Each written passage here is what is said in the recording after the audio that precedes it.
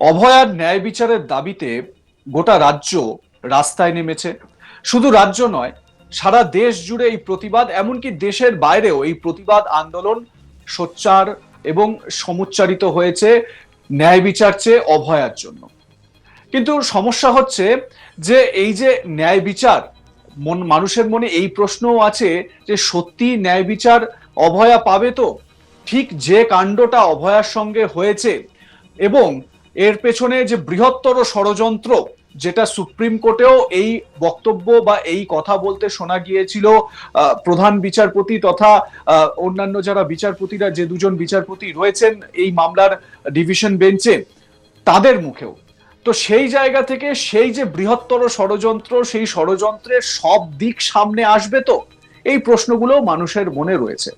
তবে এবার পুলিশের একটা অংশ তারা রাস্তায় নেমে অভয়ার জন্য, অভয়ার ন্যায় বিচারের দাবিতে প্রতিবাদ জানালেন। তারাও সোচ্চার হলেন আরজি করের জাস্টিসের সপক্ষে।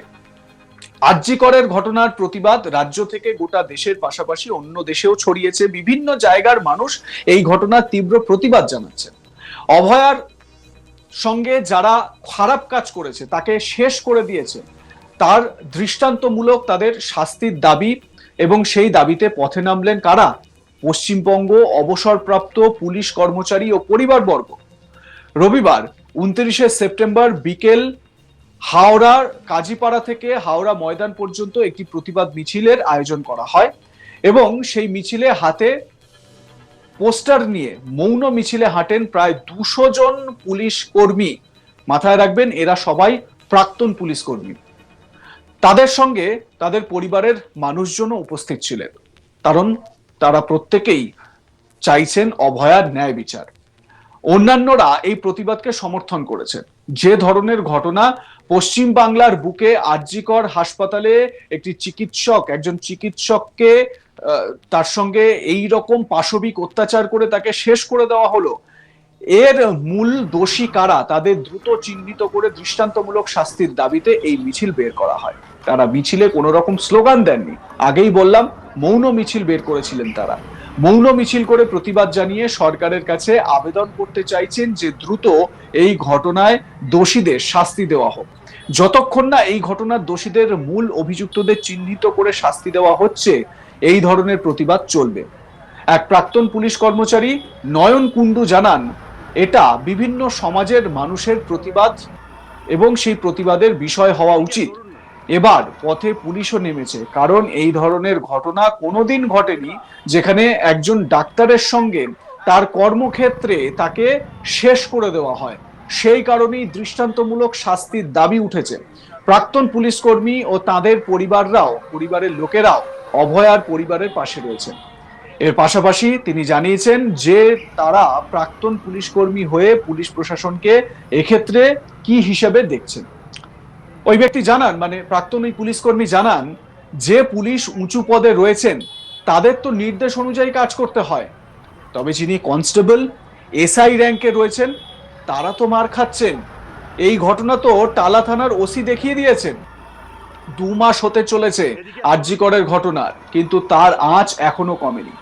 মানুষ বিভিন্ন জায়গায় বিভিন্ন সময় প্রতিবাদ জানাচ্ছেন, ধিক্কার মিছিল করছেন, কখনো পুলিশ প্রশাসন, প্রাক্তন কর্মীরা, কখনো আইনজীবী, কখনো ছাত্রবর্গ, কখনো শিক্ষক শিক্ষিকারা, তো কখনো সমাজের বিভিন্ন শ্রেণীর মানুষ, এছাড়াও রাজনৈতিক দলের নেতা কর্মীরা তো আন্দোলন করছেন।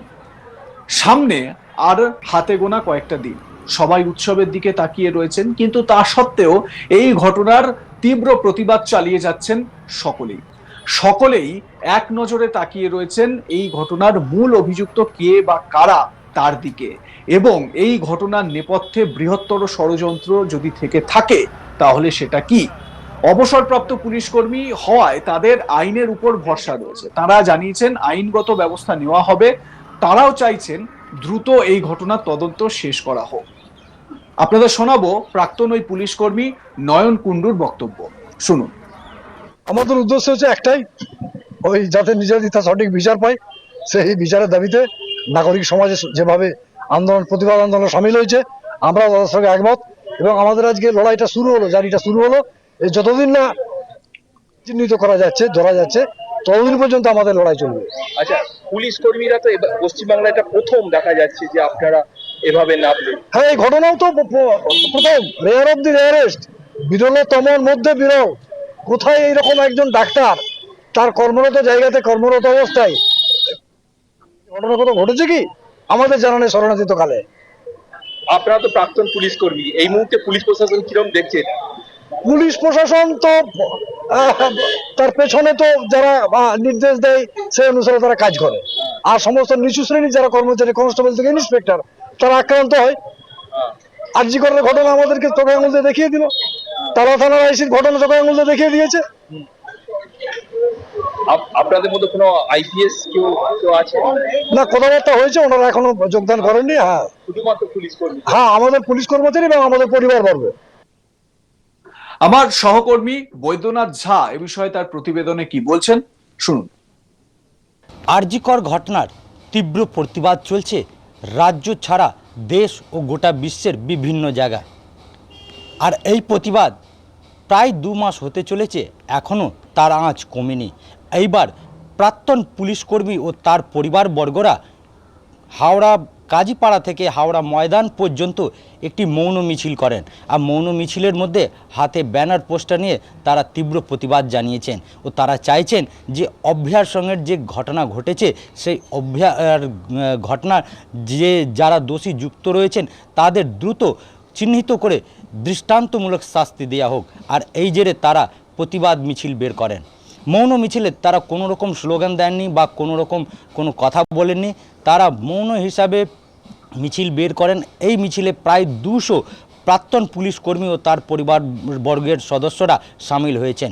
তারা হাওড়া ময়দান পৌঁছে এই মিছিল শেষ করেন ও তারা জানান যে তারা চাইছেন যে এই ধরনের ঘটনার তীব্র প্রতিবাদ হোক ও যারা দোষী রয়েছে তাদের চিহ্নিত করে দৃষ্টান্তমূলক শাস্তি দেওয়া হোক।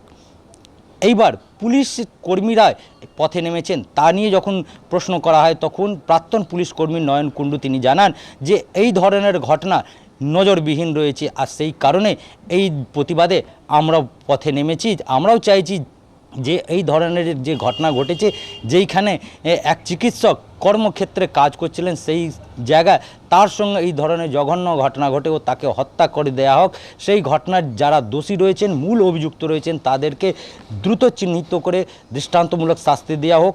আইনের উপর ভরসা রয়েছে, কিন্তু পুলিশ প্রশাসনের ক্ষেত্রে যখন জিজ্ঞেস করা হয় যে আপনারা পুলিশ প্রশাসন প্রাক্তন পুলিশ কর্মী রয়েছেন ও পুলিশ প্রশাসনকে কি হিসাবে দেখছেন, সেই ক্ষেত্রে তিনি একবারেই আপনাদের মতামত জানান। দেখতে থাকুন আজ তাক বাংলা, ফলো করুন হোয়াটসঅ্যাপ চ্যানেল।